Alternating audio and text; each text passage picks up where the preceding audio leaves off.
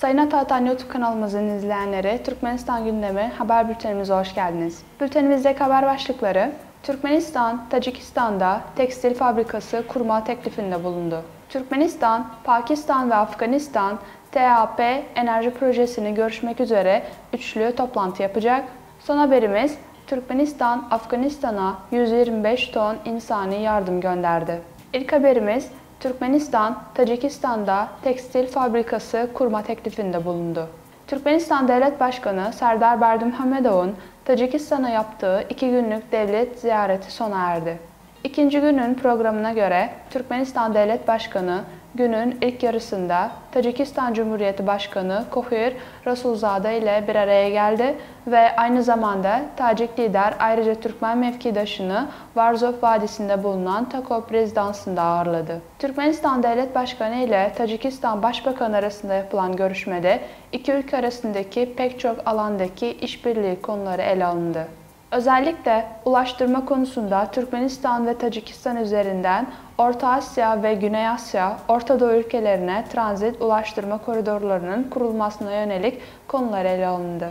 Tacikistan, Özbekistan, Türkmenistan, İran, Türkiye ulaşım yolunun inşası olasılıkları da ele alındı.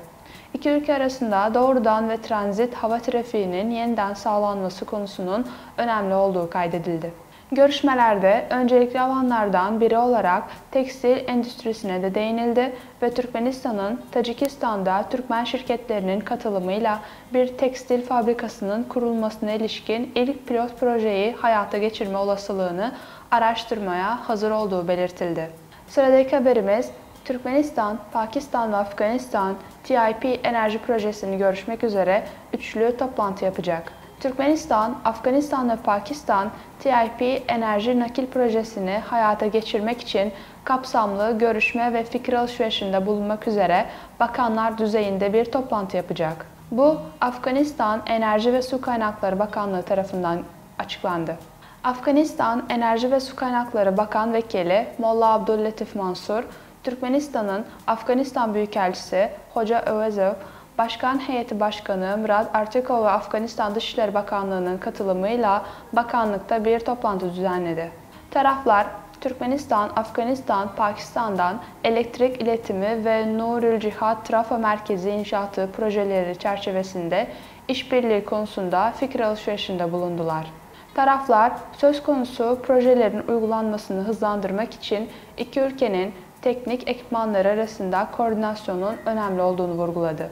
Daha önce Türkmenistan heyeti, Afganistan'ın ulusal enerji şirketi DABS'in başkanları ile bir toplantı yapmıştı. Son haberimiz: Türkmenistan, Afganistan'a 125 ton insani yardım gönderdi.